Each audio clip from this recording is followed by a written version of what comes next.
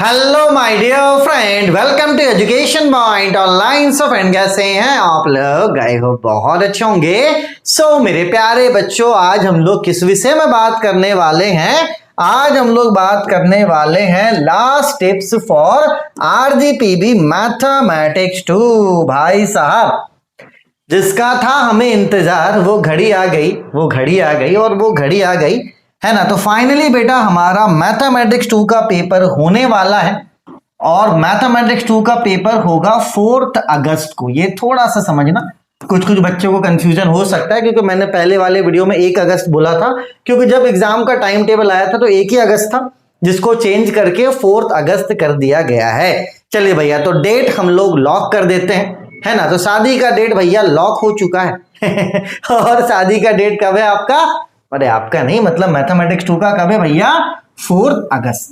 ठीक है, चलो यार, थोड़ा मैं मजाक से हटके आपसे बातें करूंगा, है ना। चीजों को थोड़ा आप समझना, चीजों को आप थोड़ा सा समझने की कोशिश करना, पैनिक आपको बिल्कुल भी नहीं करना है ना। अगर मैथमेटिक्स 2 का, है ना, मैं अगर बात करूं तो 2022 में पेपर बहुत टफ आया था, है ना। उस समय मेरा 100K का पार्टी भी था एंड पार्टी वगैरह सब हमने पोस्टपोन कर दिया था, क्योंकि सच में पेपर टफ आया था, बच्चों के पेपर अच्छे नहीं गए थे, है ना। वो डर का माहौल था। मैंने उस समय वीडियो भी बनाया था, आप देखना कभी आपको समय मिलेगा तो, एग्जाम के बाद 4 साल पहले, है ना, कि भैया मैं आके यहाँ पे खड़ा हुआ, बच्चों को समझाया, बच्चों ने साथ दिया, बच्चों ने मेरी बात मानी और हम लोग वहां से बाहर निकले, है ना। तो 2022 से जो 2026 का बैच था, ठीक है, अब वो निकल चुका है, इस बार बच्चे पास आउट हो गए।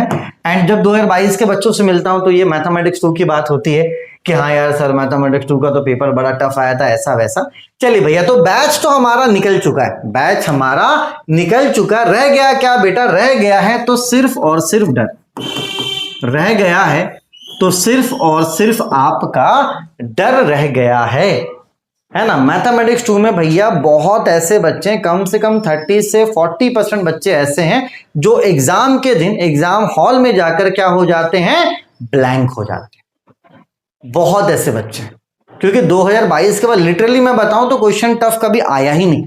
क्वेश्चन हमेशा मॉडरेट आया, एक आध दो क्वेश्चन हमेशा टफ आता है, एक आध दो क्वेश्चन हमेशा नया आता है, लेकिन बहुत ऐसे क्वेश्चंस होते हैं जो इजीली बन सकते हैं। लेकिन जो डर है ना भैया, वो डर क्या करता है? कम से कम 30 से 40% बच्चों को निपटा देता है। 30 से 40% बच्चों को क्या करता है?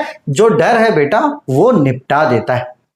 ठीक है, चलिए, तो भैया आपको एक प्रॉमिस मुझसे करना है कि भैया आप डरोगे नहीं, है ना। एग्जाम के डेट तक, एग्जाम देने तक आपको सब कुछ करना है भैया, डरना नहीं। और डर बढ़ता कैसे? आप ज्यादा बातें करोगे, अपनी घबराहट बढ़ोगे, और मैथमेटिक्स 2 का पेपर है।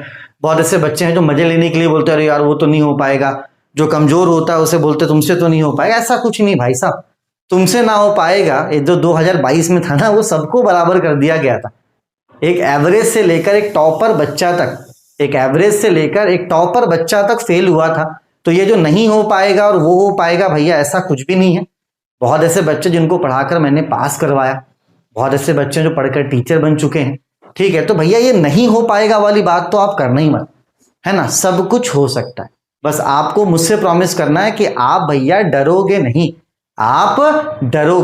ठीक है, चलो, तो एक रीजन ये है कि बच्चे डर जाते हैं तो वहां पे फेल हो जाते हैं, और दूसरा रीजन क्या है भैया? कुछ बच्चे इंपॉर्टेंट क्वेश्चन के पीछे भागते हैं। अब यार एक बात बताओ, क्वेश्चन तो बहुत सारे बन सकते हैं। अगर आपने मैथमेटिक्स 2 थोड़ा बहुत पढ़ा है तो आप ये देख सकते हो कि मैथमेटिक्स 2 क्वेश्चन ओरिएंटेड नहीं है। मैथमेटिक्स 2 जो वो कंसेप्ट ओरिएंटेड है। आपको बेसिकली क्या करना है बेटा? आपको बेसिकली कंसेप्ट को रिवाइज करना है।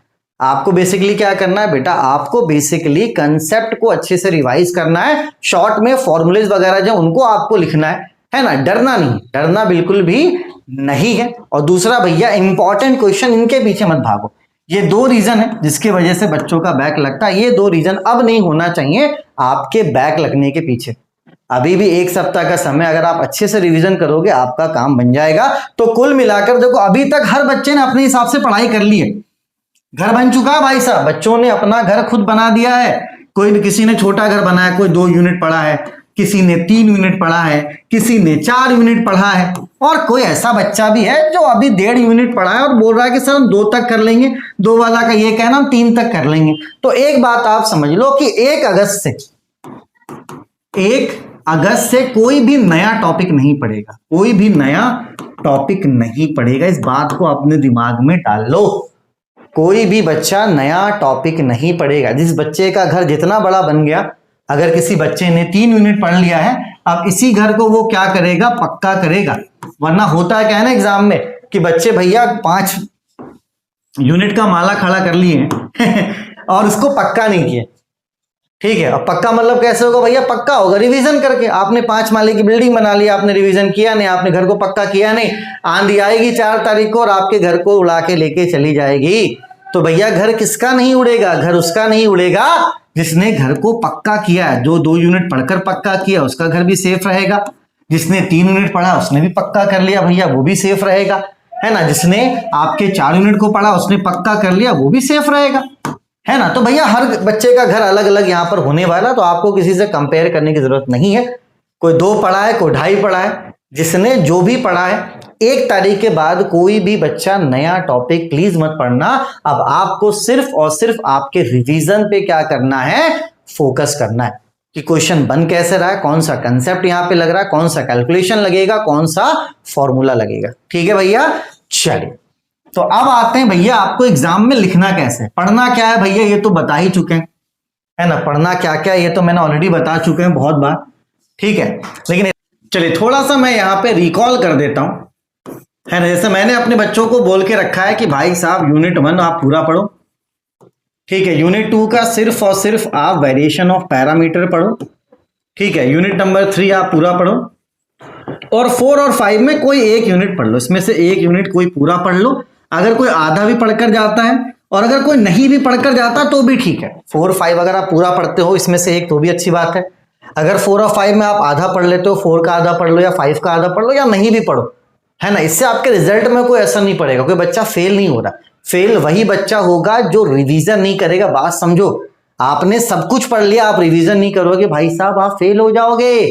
तो यहां पर इतना समझ लो कि अगर आप 5 यूनिट पढ़कर जाते हो तो भी आप फेल हो सकते हो। फेल कौन नहीं होगा, जो अच्छे से रिवीजन करेगा, जो अच्छे से रिवीजन करेगा। अगर किसी ने 1 पढ़ा है, 3 पढ़ा है, 5 का आधा भी पढ़ा है ना, और वो रिवीजन करके जाएगा तो वो बच्चा पास हो जाएगा भाई साहब, ठीक है। तो अब आपको ज्यादा फोकस कहां पे करना है, अब आपको ज्यादा फोकस करना है आपके रिवीजन पे, ठीक है। चलिए अब एग्जाम में लिखना कैसे ये आप समझ लो। जब आप एग्जाम हॉल में जाओगे आपको क्वेश्चन पेपर मिलेगा, तो भैया कुल मिलाकर आपको यह पता है कि 8 क्वेश्चन होते हैं जिसमें आपको 5 करना रहता है ना। बोलोगे यस सर। तो फिलहाल यहाँ पे मैथमेटिक्स में ना आप ए बी को छोड़ देना कि कौन सा क्वेश्चन का कौन सा ए है बी है। मैं तो आपको सिर्फ इतना बोलूंगा कि स्टार्टिंग के 3 से 4 क्वेश्चन, 3 से 4 क्वेश्चन बस आपको क्या करना है, सही सही बनाना है। तो आप स्टार्टिंग में जो क्वेश्चन आपको स्टार्टिंग में अच्छे से आ रहा है, ठीक है, उन क्वेश्चंस को आप क्या करोगे बेटा, स्टार्टिंग में सही सही बनाओगे।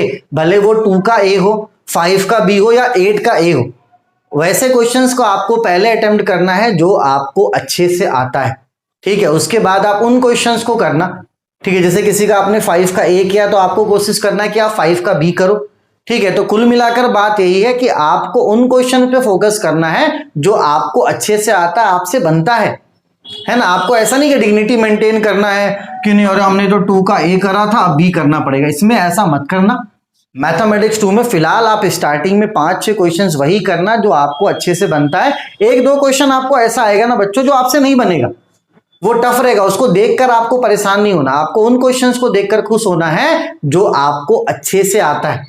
तो जो आपको अच्छे से आ रहा पहले आप उसे करना, और उसके बाद मेरे प्यारे बच्चों जो क्वेश्चंस आपको लगता है कि आप अटेम्प्ट कर सकते हो, अटेम्प्ट आप करके आना, छोड़ना कुछ भी मत। आपको ऐसा लगता है कि किसी क्वेश्चन को करोगे आपसे आंसर नहीं आ पाएगा, नहीं आ पाएगा, नहीं आ पाएगा।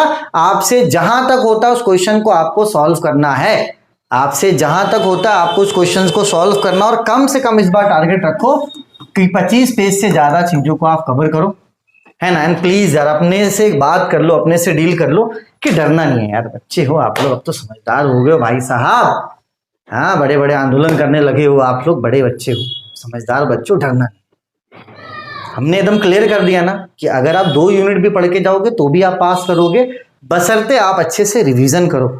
क्योंकि हो सकता है कि 2 यूनिट पढ़ के गया, उसमें से 7 क्वेश्चन आपके लड़ गए, आपने 6 भी बनाया, तो 6 सत्ते आप हो गए पास। ठीक है, तो यहां पर ऐसा कुछ है ही नहीं। मैं यहाँ तो टॉप करने की बात ही नहीं कर रहा हूं, चाहे आप टॉपर क्यों ना हो भाई साहब, आपको ज्यादा फोकस आपको अपने पास होने पे करना है। बाकी टॉप करने के लिए मैथमेटिक्स सिर्फ, बाकी सब्जेक्ट्स हैं। अपन को इस सब्जेक्ट में टॉप नहीं करना है, इस सब्जेक्ट में अपन को पास होना, जो कि हम अच्छे से हो जाएंगे। बस आपको फोकस करना आपके रिवीजन पे। जब आप एग्जाम देने जाओगे तो आपको फोकस उन पे करना है जिनमें आपको अच्छे से लगता है कि आप उन क्वेश्चंस को बना सकते हो। ठीक है, चलो अपने और अपनों का खूब ख्याल रखिए। अगर किसी भी तरह को डाउट है तो कमेंट जरूर करना, मैं जवाब जरूर दूंगा। तो भैया डरने की बात नहीं, आप 6 तारीख को वापस लौटेंगे, मजा आएगा मैथमेटिक्स 2 के। मान के चलो जो आपके क्वेश्चन पेपर है उसको अपन रिव्यू करेंगे। ठीक है, तो फिलहाल देखते हैं कितने बच्चे डरेंगे हमारे। तो इसका जवाब होना चाहिए 0। कितने बच्चे डरेंगे? 0। डरना नहीं है। ठीक है, चलिए take care, bye bye and best of luck.